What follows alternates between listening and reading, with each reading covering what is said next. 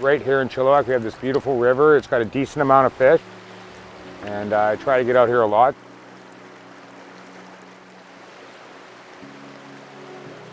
My name's Rod Toth. I started my guiding business 18 years ago, guiding for sturgeon and salmon, but at that point I was already very much into steelhead fishing and salmon fishing on the local rivers.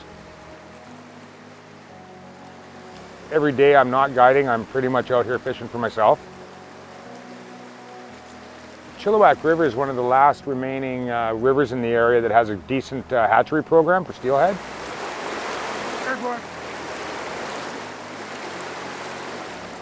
Steelhead are really hard fighting fish and very pretty to look at. And it's a special fish. There's not a lot of them, so every one you catch is really special.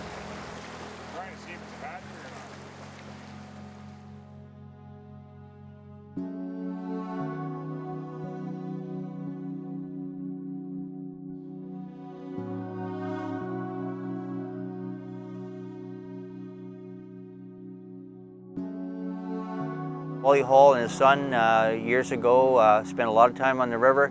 It was very important for that family, in particular Wally and his son. They really connected at that level. Unfortunately, with Wally's son, he passed away, and in memory of that, he wanted to do something. So because they were steelheaders, we turned our steelhead derby into the Wally Hall Memorial Derby.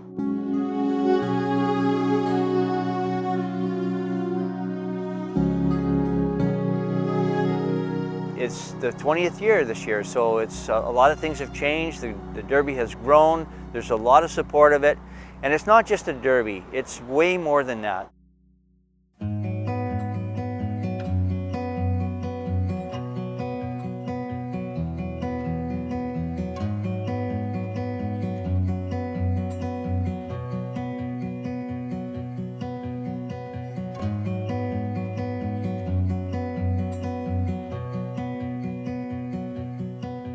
My name is Natasha Cox, and I work for the Fraser Valley Watersheds Coalition, and we believe that healthy watersheds provide the foundation for healthy communities. Wally Hall Junior Memorial Steelhead Fishing Derby. Proceeds are raised and then provided to the Watersheds Coalition, and this has been happening since 2015.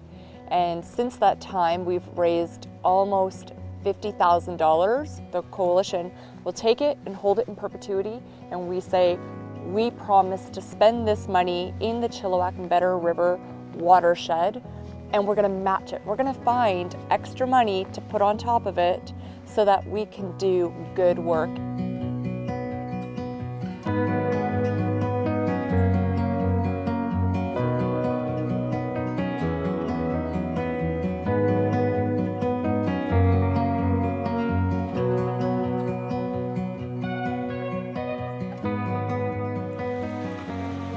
What we're looking at is a constructed wetland. It's typical of what you'd see in a marsh habitat, so some shrubs.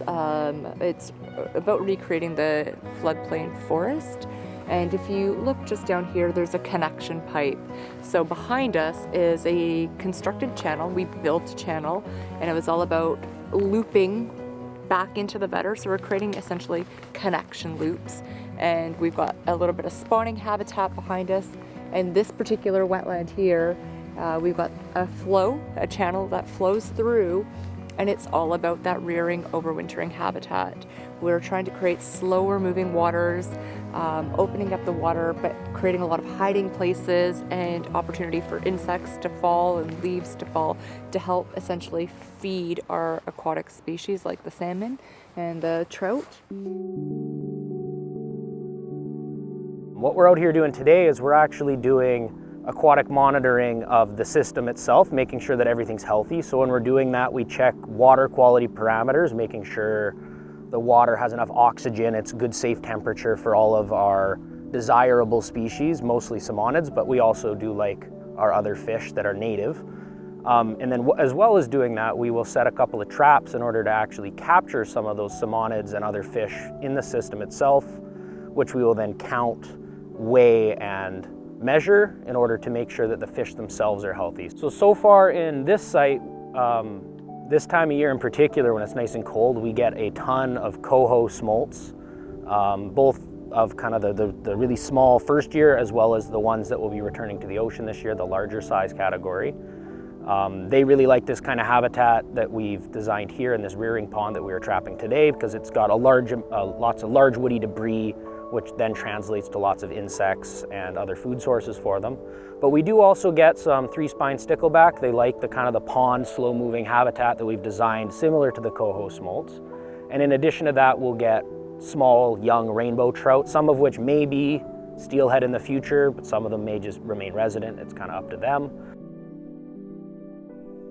There's a whole bunch of species of fish and wildlife that use these areas along the margins of the Vedder River for their life cycle. And one of the species in particular, coho salmon, this is called critical habitat, particularly in the winter time. If a juvenile coho tries to winter in the Vedder River, it's probably going to survive at a less than 10%. So one in 10 juveniles that are alive in September will make it till May. Whereas if a juvenile can find its way into this off-channel habitat, 7 out of 10 will make it till May to go to the ocean. That's a big change. Yeah. So a little bit of off-channel can actually make any river much more productive, for coho salmon particularly.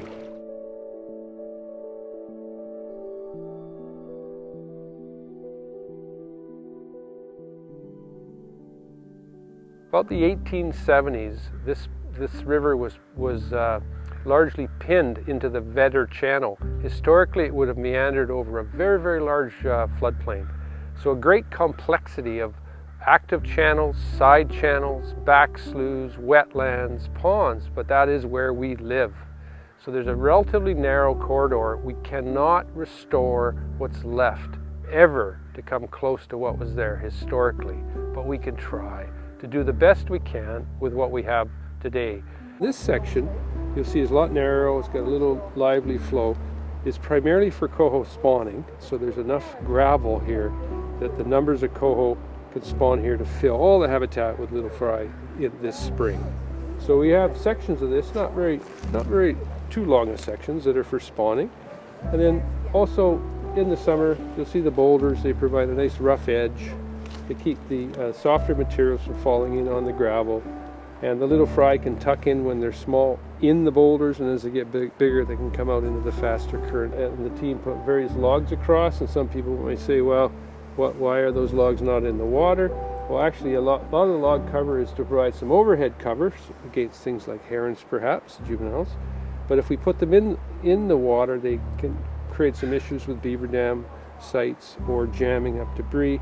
But really, if you're an adult coho here, every morning there'll be a coyote checking you out. We don't have bears here, but you never know. Yeah, or even just dogs walking off leash. So these logs give the adult fish a little break that they can scoot under them, and whoever's chasing them has to go over them. Yeah. Here we go. Good job. That is perfect. Look at that.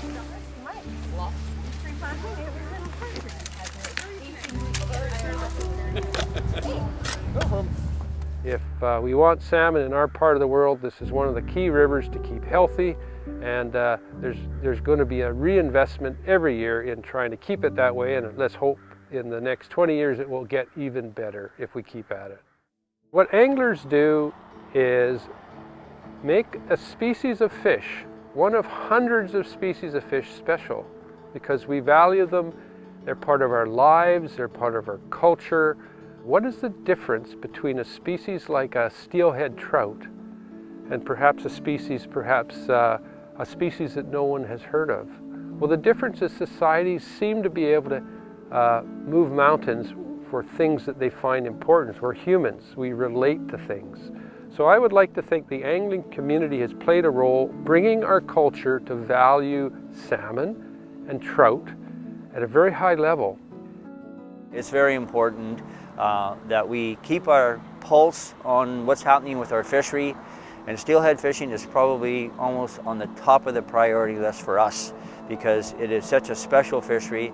It needs to be looked after, and I want to thank you all that participate in the Derby for what that means in that support.